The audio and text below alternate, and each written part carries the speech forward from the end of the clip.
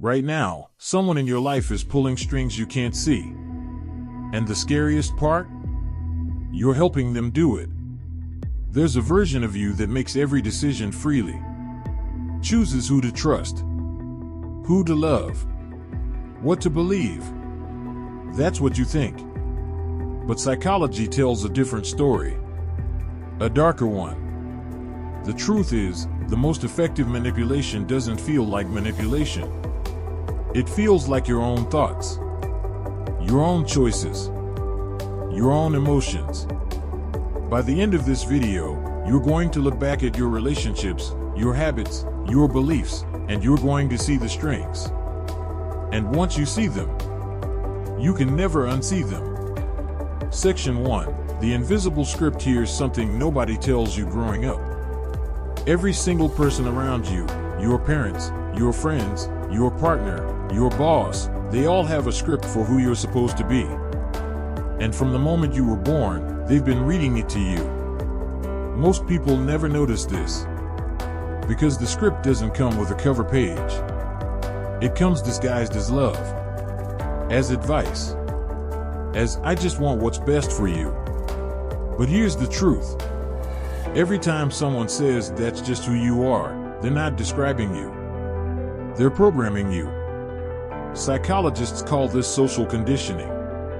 And it runs deeper than you think. There was a study done at Stanford. Researchers found that when people are repeatedly told they're a certain type of person, they become that person. Not because it's true, because the brain craves consistency. It will literally rewrite your behavior to match the label. Think about that. Someone called you the sensitive one when you were 7. And now, 30 years later, you apologize for crying. You suppress emotions. You call yourself too much. That label, planted by someone else, became your identity. And this is where it gets dangerous. Because you never questioned it. It just felt like you. That's not an accident. That's design. Section 2. The guilt architecture. Let me tell you about the most sophisticated psychological weapon ever created. It's not threats. It's not fear. It's guilt. Guilt is a masterpiece of manipulation because it bypasses your logic entirely. It goes straight for your conscience. And the people who've studied you, really studied you, they know exactly which guilt buttons to press. Here's how it works in real life. You tell someone you can't make it to dinner. Normal enough, right? But instead of "okay, no problem," they say, "No, it's fine. I just thought you'd want to be there.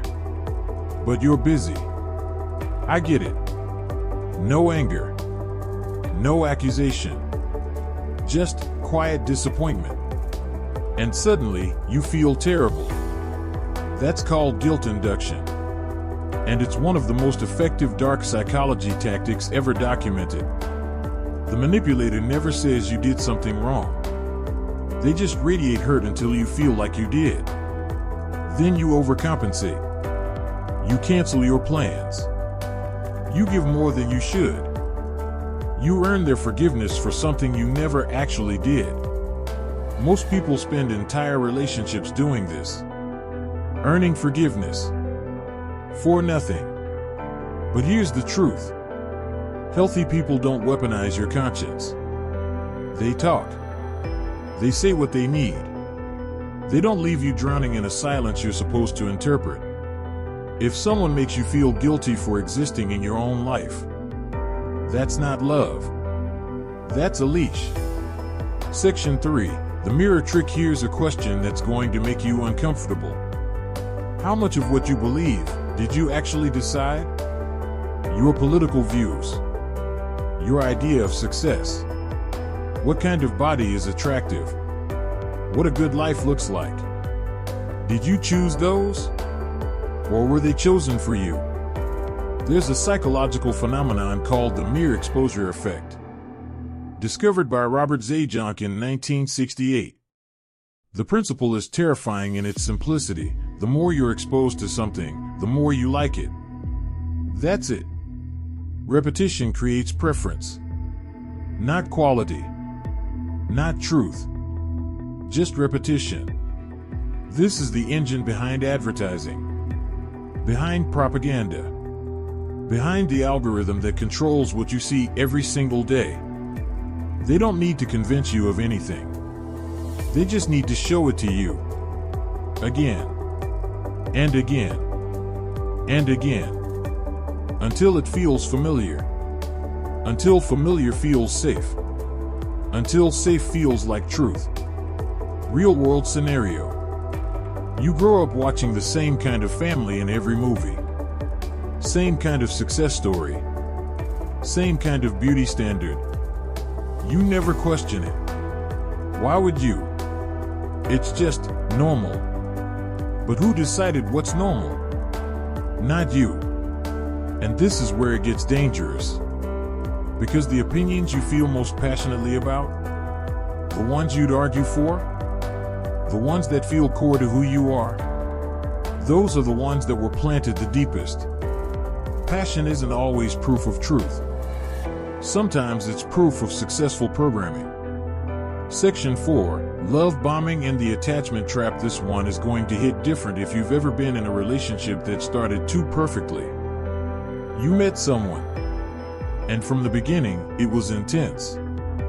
They texted constantly, made you feel seen like no one ever had, remembered every little thing you mentioned, made you feel like the most important person in the world. And then, slowly, it changed. Suddenly they were distant, critical, hot and cold. And all you wanted was to get back to how it felt in the beginning. What you experienced has a name. Love bombing. Followed by intermittent reinforcement.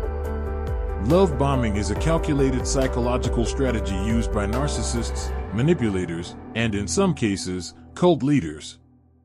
The goal is to flood your emotional system with dopamine, to make you addicted to their approval before they ever show you their real face. And then comes the withdrawal. Here's the brutal truth about intermittent reinforcement. It's the same mechanism used in slot machines. Think about that.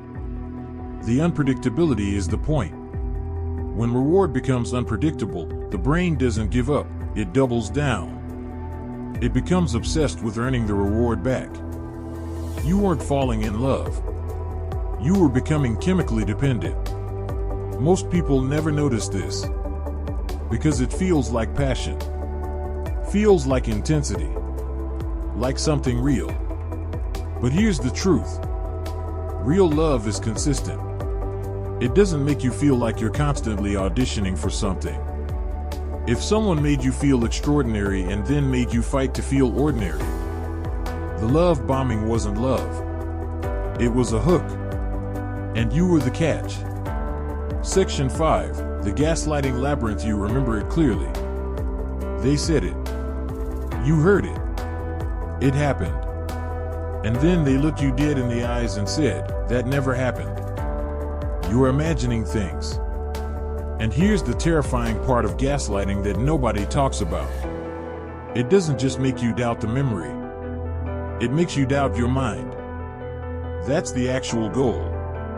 Not to win an argument. To make you so uncertain of your own perception that you start outsourcing your reality to them. And once that happens, they control everything. Gaslighting works through a slow, methodical erosion. It rarely starts with big lies. It starts with small corrections. That's not what I said. You always do this. You misinterpret everything. You're too sensitive. You need to calm down. Each one is small enough to make you second guess yourself. But over time, they stack. Until you stop trusting your instincts entirely.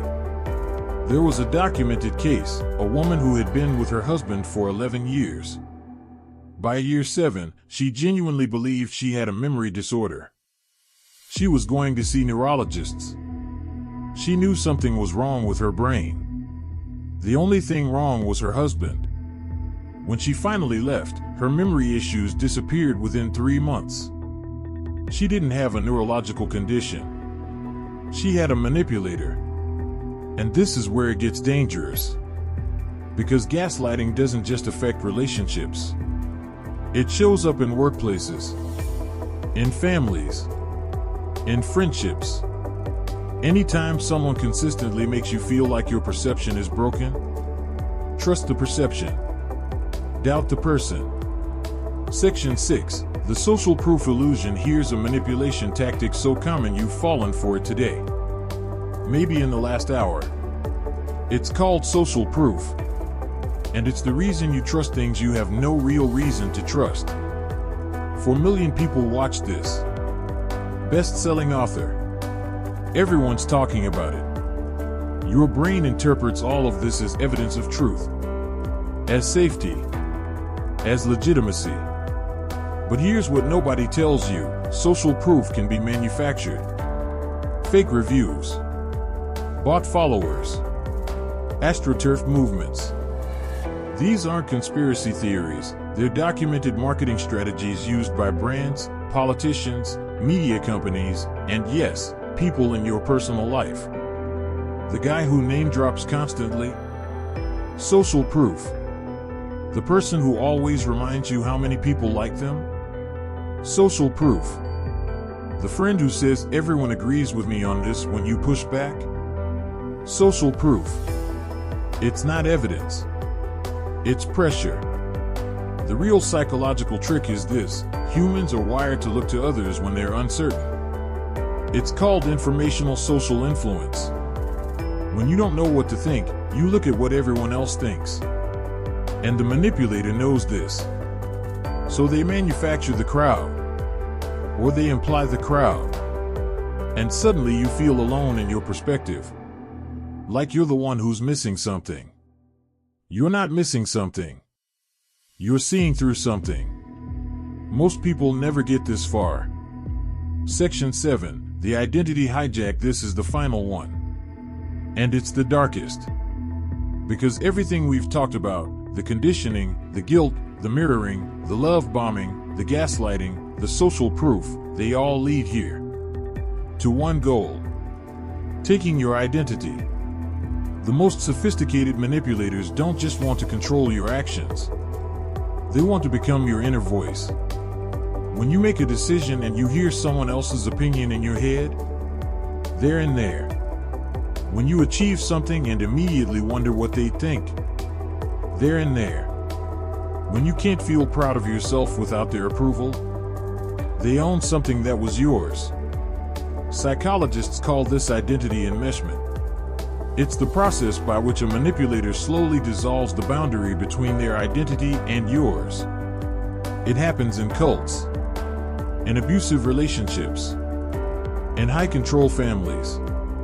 And it's so gradual, so invisible, that by the time it's complete, you can't remember who you were before them. That's not an accident. That's the plan. Because a person with a solid, defined sense of self is nearly impossible to manipulate. But a person who isn't sure who they are, who's still searching, who needs someone else to reflect them back to them, they are perfectly vulnerable. And the manipulators know this. They find you in your uncertainty. They offer you a mirror, a definition, a role. And just like that, the identity hijack is complete. You become who they need you to be, and forget who you were. Here it is. The uncomfortable truth that this entire video has been building toward. You are not as free as you think you are. Not because you're weak. Not because you're stupid. But because manipulation, at its highest level, doesn't look like manipulation. It looks like your own thoughts. Your own choices. Your own emotions. The people who control others best, they never look like controllers. They look like lovers. Like friends. Like leaders. Like the algorithm. Like culture.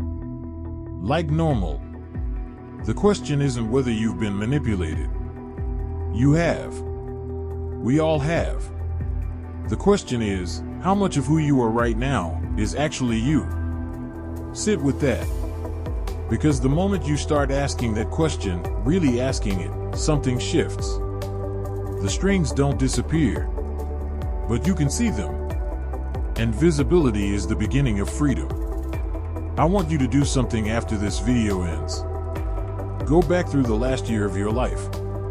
The decisions that felt most like you. The beliefs you feel most certain about. The relationships that felt most intense. And ask, who benefited from my certainty? Because that's where the answer lives. Not in what you believe, and who profits from you believing it. If this video cracked something open in you, good. That discomfort you're feeling right now, that's your mind waking up. Watch this again. You missed something.